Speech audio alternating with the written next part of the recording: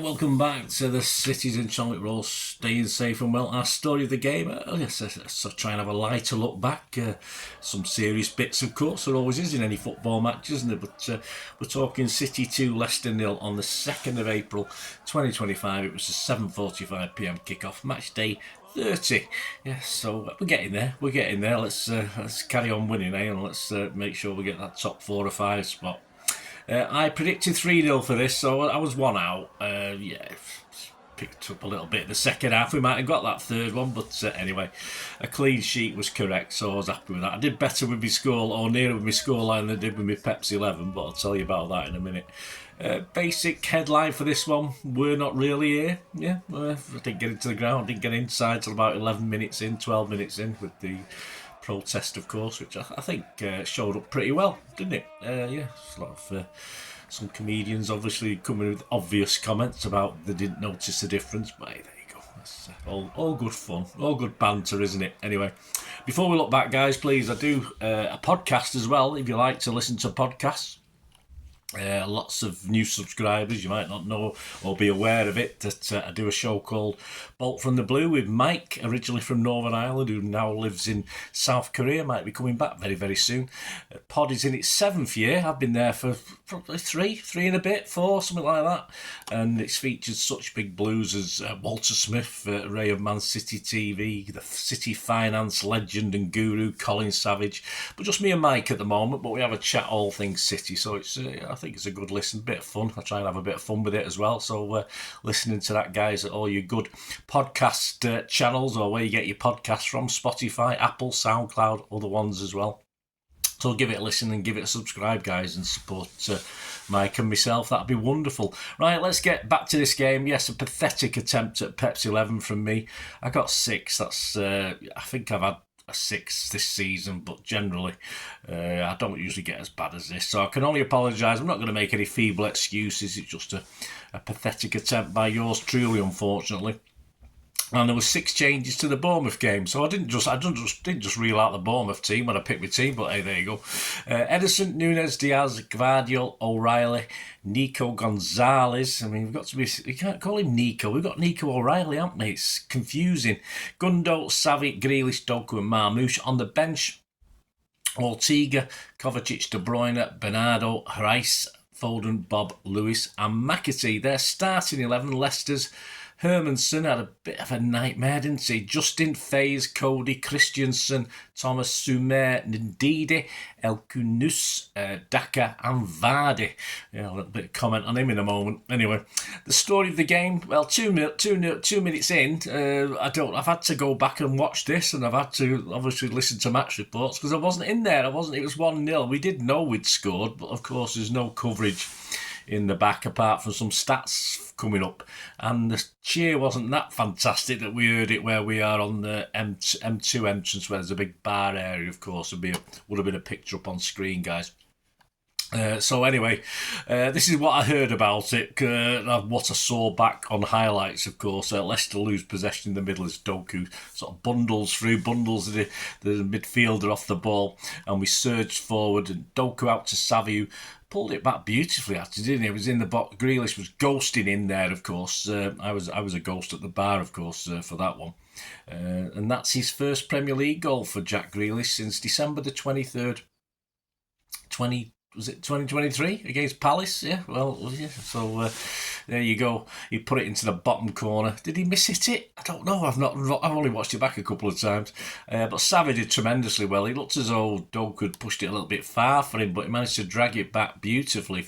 Switched it from his right to his left foot at the byline and found Grealish superbly to put it home. And that was City's fastest Premier League goal this season, apparently. 11 minutes, yep, I finally get into the stadium. Of course, the stewards are not going to take any less time harassing you getting in the stadium. They do 10 minutes before kick-off. So, yeah, it took 2 or 3 minutes to bundle my way in, as Doku did just then. 16 minutes, a rare Fox's effort as El Knus tries to bend one in for the corner, but it's just wide. Edison diving for the cameras on that one. A lot of midfield action, not a lot of goalmouth action to get excited about for of course, for the demonstrating 9-minuters, the thousands who got in at that stage. But 29 minutes, it's 2-0. Yes, Hermanson is all at 6s and 7s as he dives or clambers or bundles into his own defender, his own player, and loses the ball, of course, teasing. It was a teasing Diaz chip in the first place, but it was certainly nothing to nothing any half decent keeper and defence would have coped with that. It was easy for our Egyptian king, who even took the piss by scoring in off the bar, didn't he? But we'll talk about that in a minute. And that's 34 goals we've scored in the first half in the Premier League, the best from anyone this season. So, not how many goals we've let in though, but that's not the best. 32 minutes, Savage still needs to practice as he blasts one over. 34 minutes, yes, told you to get back to Vardy. Yes, he was playing, not that we noticed. He sives down Marmouche and gets a yellow, which will be about the only meaningful contribution he makes on the night. And this had followed a good City move where Marmouche had seen a shot on target blocked just 6 yards out. I mean, I thought it was destined for the net, that one, after some good work by Savvy. 36 minutes from the free kick. Eventually, Doku goes tumbling, but shouts for a pen, fall on deaf and daft ears because it's Darren England, the referee. 37 minutes, finally, Savvy gets one on target after being slipped through by Gundo. A nice little move from Gundo and Grealish. Well, the keeper does well to tip it over dramatically. Yeah, it's sort of spun in the air, but it was a pretty good save, actually. 43 minutes, Marmouche practices field goal kicking as he sends one away over, and it landed about 5 seats from me, I think, that one eventually.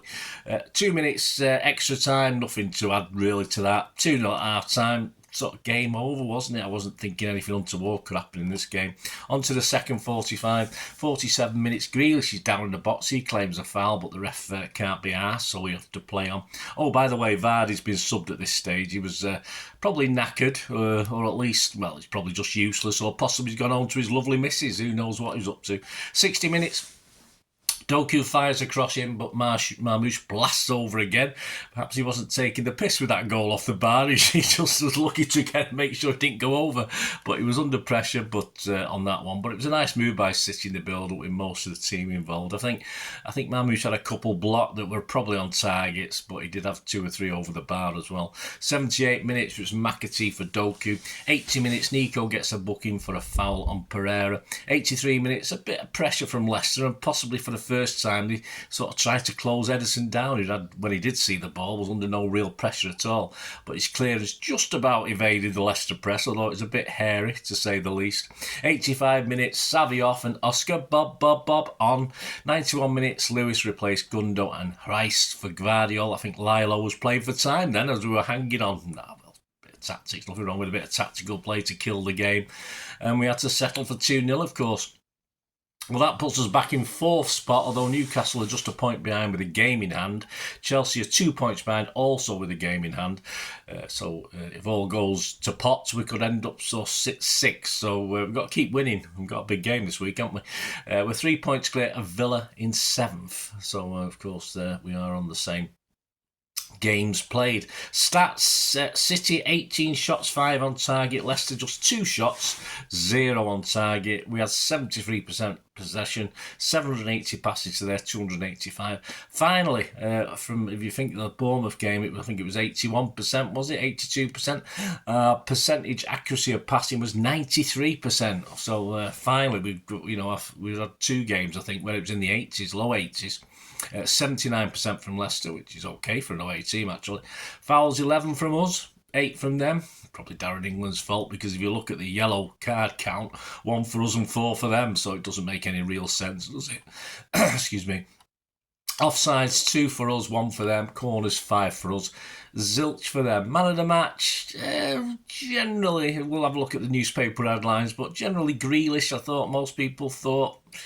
Yeah, I was a bit sat on the fence with this one. I wasn't convinced by anyone really yesterday on the 81 minutes plus injury time that I watched of the game. I'd say I might have missed something in the first 9 minutes or 10, 11 minutes by the time I got in there. Some of the headlines: The Mirror, David McDonnell, Jack back in goal routine. He scored Grealish and Marmouche, both an 8 out of 10. Expresses Jeremy Cross. City cruise home as Mad's moment is fatal for Foxes. Yeah, I think it's on about the keeper's error there, isn't he? Grealish scored an 8. He was top scorer with Jeremy. Guardian's Jamie Jackson. Grealish pays tribute to his brother, my apologies, after ending goal drought. We'll talk about that in a second. And the Mail, Nathan Salt. Jack's drought is over at last after 473 days. How many hours, mate? You didn't tell us that. Savvy got an 8 from Nathan Salt as well. Savvy, man of the match. Yeah, why not? The Eye Paper, Richard Tanner. Grealish wastes no time improving value in front of goal to Pep. All right. Probably took his seat by then, Pep in the stand, hadn't he? Man of the match was Grealish for the Eye Paper. Our local paper, the Manchester Evening News back page, keep it Greel. Yeah, it's okay. Inside Simon Bukowski, Jack's fast start keeps City on track, but fans make voices heard. We do eventually when we get in. And Grealish and Diaz both scored an 8 with Simon. Grealish tribute to late brother, as I said, yeah, it was 25 years to the day apparently since Jack's brother had died. So he dedicated the goal to him, so that was a nice touch. So there you go, guys. There's the headlines. Man of the matches. Let's know your man of the matches. Any thoughts on the game? It was enough, wasn't it? It was just probably too easy. City, we didn't spare any excess energy, and of course with the derby to come up this week. So check out my Peps 11 for that, which is available. Should be available as you're watching this. So check out my Peps 11 for the visit to the Swamp. Or let's be kind, Old Trafford, or the Circus, if we're not going to be kind again. But we've got to go and do it there, haven't we? But we've got to to get some sort of revenge for the robbery at the Etihad. But that was all our own doing, of course. You can't blame anyone else. So check out my Peps preview of that one. And let us know your thoughts, guys. More importantly, thanks for your support. Let us know in the comments what you think, and through my socials. And of course, at this point in time, I don't do much live stuff. I might start again in the summer next year, because I'm officially retiring. So not that I'll have much more time, because I sort of do a lot at the moment, as you probably know. But anyway, things might change. But I don't do any live shows. But if you do want to support me, guys, we do have memberships available, and of course you can support me by just watching ads and stuff, following links in ads, stuff like that. So there are ways. So if you can, I'm not too proud to ask to help support the channel going forward. I hope you enjoy what I try and do. And for further ways of helping me out, guys, all I ever ask is keep watching and listening. I hope you enjoyed the feature, and if you can support me through the subscription, if you can subscribe, guys, that'd be wonderful if you've not already done so. We do actually have memberships at the moment, just 99p a month, so you get access to all my City stuff, including all the history vlogs, dozens and dozens not been published yet, that you get immediate access to, and every time I do a edit and do a vlog, you get immediate access to it as well. So you can have a copy of scripts as well if you want any hard copy of the sort of things I do on matches and teams and managers and players, etc. So if you can join the membership, that'd be wonderful. We do fine. And if you want to support the channel just by watching the ads, that helps. Watch the ads, let them play through while you just have to check your phone or something, let it play out.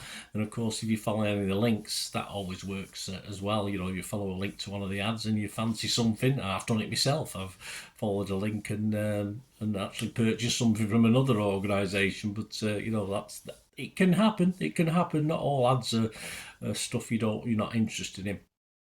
And of course, if you can give us a like, guys, that would be absolutely fantastic. All likes are much appreciated. Anyway, thanks for watching. Until the next time, of course, I only ever ask one thing, don't I? Please, I ask you all to stay safe, especially you Blues. Until the next time, come on, City. Bye for now.